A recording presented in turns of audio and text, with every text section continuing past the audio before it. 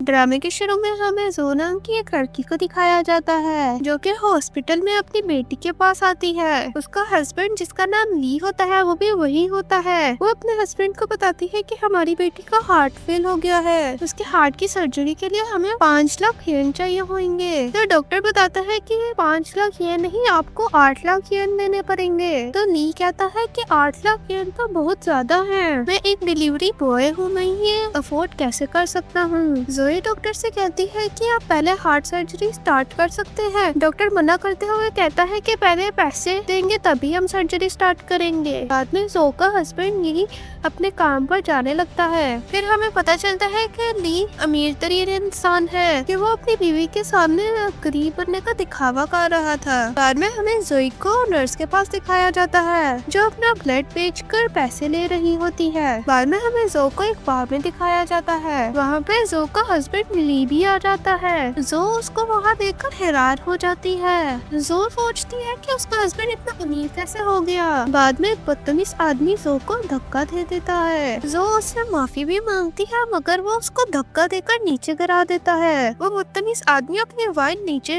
गिरा देता है और वो जो को थप्पड़ भी मारता है। बाद में ली वहाँ आकर पूछता है कि यहाँ क्या हो रहा है। तो वो बदतमीज आदमी बताता है कि इसने मुझे धक्का दिया है। तो जो कहती है कि मैंने इसको धक्का नहीं दिया। बाद में ली उसको बुरा भला कहने लगता है। तो जो ये बात सुनकर हैरान हो जाती है। वो अपने हस्बैंड को समझती थी कि वो बहुत अच्छा इंसान है। बाद में वो बदतमीज आदमी जो को कहता है कि जो जमीन पे वाइन गिरी है उसको चाटो। बाद में बार का मैनेजर आकर कहता है कि आप इस लड़की को कुछ ना कहें, इस लड़की की बेटी की हार्ट की सर्जरी भी है। मैनेजर बदतमीज लड़के से ये भी कहता है कि इस लड़की की जगह मैं चाट लेता हूँ इसे। बाद में वो बदतमीज आदमी मैनेजर को अपने पाँव से धक्का दे देता है। वो बदतमीज आदमी मैनेजर से कहता है कि तुम्हें तो मेरे पाँव चाटने की भी औकात नहीं है। वो बदतमीज आदमी जो को उसको लिक करने के लिए कहता है। तो जो उसको लिक करने लगती है तो उसका हस्बैंड ली कहता है कि रुक जाओ। बाद में ली उसको पैसे देकर वहाँ से चला जाता है। बाद में जोई सोचती है कि मेरा हस्बैंड इतना अमीर है तो वो अपनी बेटी की हार्ट सर्जरी क्यों नहीं करा देता है, तो हमारे सामने गरीब बनने का दिखावा क्यों करता है। फिर बाद में बदतमीज आदमी मैनेजर से वाइन लाने के लिए कहता है। बाद में जोई वहाँ पे वाइन लेकर जाती है। प्रेजेंट में हमें ली को दिखाया जाता है जिसको एक लड़की लिन कह रही होती है कि तुम मेरे से शादी कर लो।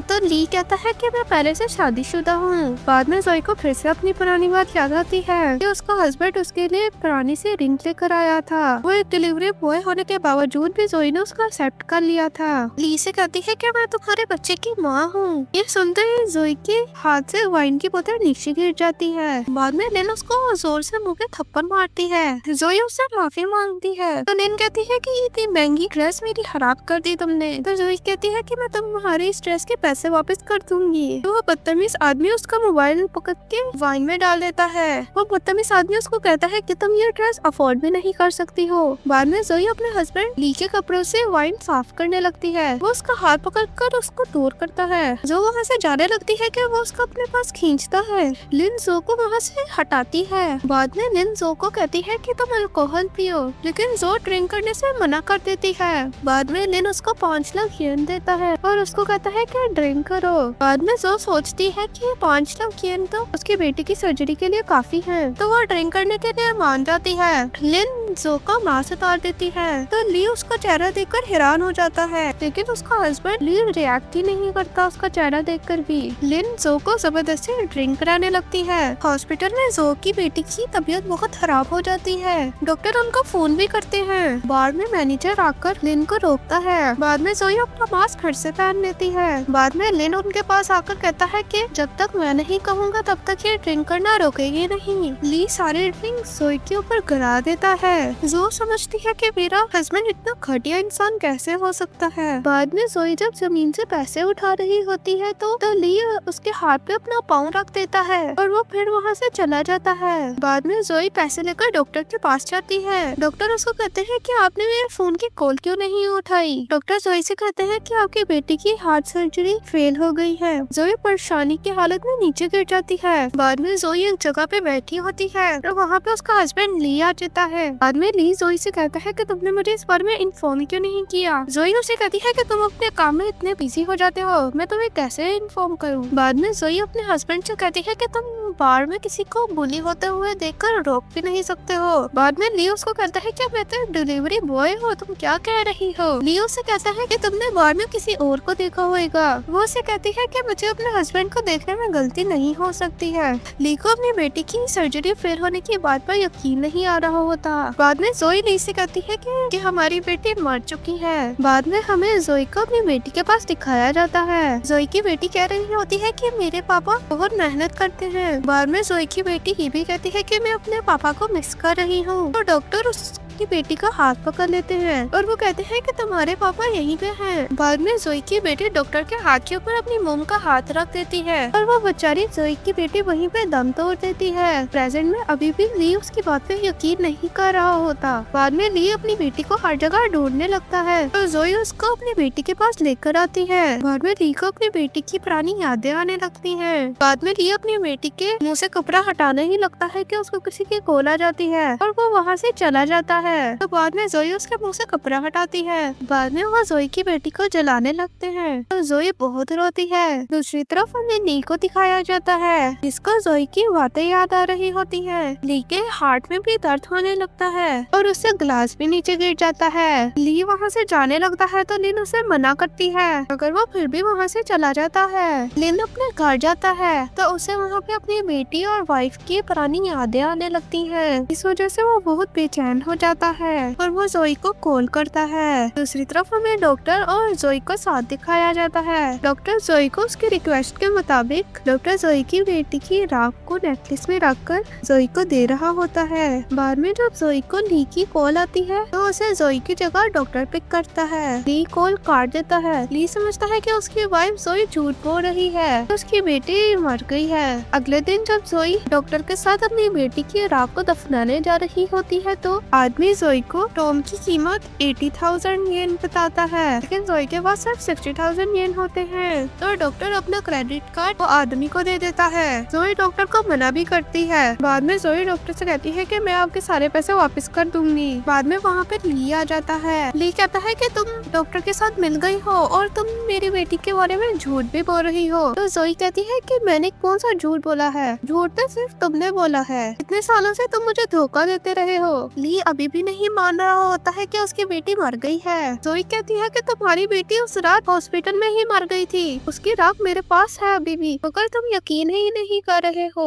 जोई वन से कहती है कि अब तुम मेरी बेटी को सुकून से रहने दो। लिन जोई से कहती है कि तुम मुझसे माफी मांगो जो बदतमीजी तुमने मेरे साथ की थी। लिन उससे कहती है कि अपने घुटनों पे बैठ के मुझसे माफी मांगो। वो बेचारी जोई भी अपने घुटनों पर बैठ के माफी मांगने लगती है। लिन पाँव मारकर उसकी बेटी की सारी राख को नीचे गिरा देती है। जोई की बेटी की राख सारी उड़ने लगती है। जोई अपनी बेटी की राख को देखकर बहुत रोती है। बाद में ली लिन को थप्पड़ भी मारता है तो लिन ली को कहती है कि जोई झूठ बोल रही है, ये तुम्हारी बेटी की राख नहीं है, ये सिर्फ आटा है। बाद में ली जोई से कहता है कि अपनी एक्टिंग करना बंद करो। बाद में डॉक्टर उनको कहता है कि जोई झूठी नहीं बल्कि तुम झूठे हो। बाद में डॉक्टर जोई की बेटी का डेथ सर्टिफिकेट लेने चला जाता है। बाद में ली जोई को उठाता है तो जोई उसे मारने लगती है। बाद में ली जोई को बुरा भला कहने लगता है तो डॉक्टर आकर उसको जोई से दूर करता है और उसको उसकी बेटी का डेथ सर्टिफिकेट भी दिखाता है। बाद में ली वो सर्टिफिकेट देखकर हैरान हो जाता है। जोई ली से कहती है कि तुम्हारी वजह से ही हमारी बेटी मरी है। जोई ली से कहती है कि मुझे तुमसे नफरत हो गई है, तुम्हारे पास तुम्हारी बेटी को बचाने का चांस भी था मगर तुमने वो चांस गुमा दिया है। तो ली उससे माफी मांगने लगता है। ली जोई से कहता है कि मुझे एक और चांस दो,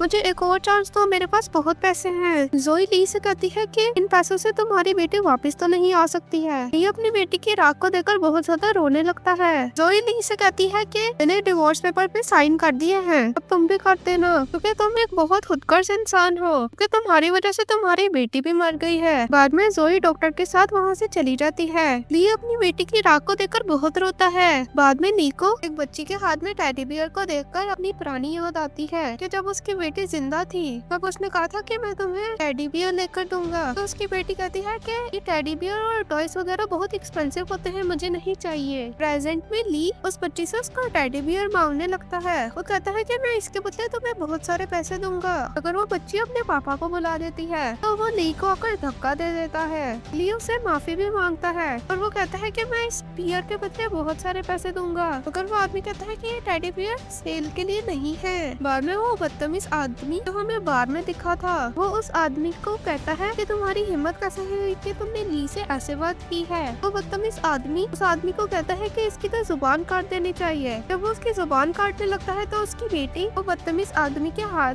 पे कच्ची काट लेती है। वो बदतमीज आदमी उसकी बेटी को दूर करता है और वो उसकी बेटी के पास आने लगता है कि तुम्हारी हिम्मत कैसे हुई कि तुमने मुझे कच्ची काटी है। तो ली उसको रोक देता है। ली उससे कहता है कि इनको छोड़ दो। बाद में वो बच्ची अपना टेडी बियर ली को दे देती है। बाद में वो बदतमीज आदमी ली से पूछता है कि तुम्हें क्या हुआ है। तो ली उसे कहता है कि मेरी बेटी मर गई है और मुझे इसका बहुत पछतावा हो रहा है। बाद में वो जोई के पास जाता है। जोई एक रेस्टोरेंट में काम कर रही होती है। तो ली उससे कहता है कि मेरे से बात करो। जोई बात करने से मना कर देती है। तो वहाँ का मैनेजर आकर कहता है कि आप हमारे एम्प्लॉय को तंग ना करें। तो ली अपना कार्ड मैनेजर को देकर कहता है कि मैं 5 मिलियन येन में ये रेस्टोरेंट खरीदना चाहता हूँ। मैनेजर भी वहाँ से चला जाता है। जोई ली से कहती है कि तुम्हें क्या प्रॉब्लम है। ली उससे कहता है कि मैंने तुम्हारे लिए ये रेस्टोरेंट खरीद लिया है। बाद में ली जोई से कहता है कि मेरे पास वापस आ जाओ। तो जोई ली से कहती है कि मेरा पहले से बॉयफ्रेंड है। जोई वहाँ से जाने लगती है तो ली उसका हाथ पकड़ लेता है। तो वहाँ पे डॉक्टर आ जाता है। वो उसका हाथ छुड़ाता है। बाद में जोई वहाँ से डॉक्टर के साथ चली जाती है। बाद में ली अपने घर जाता है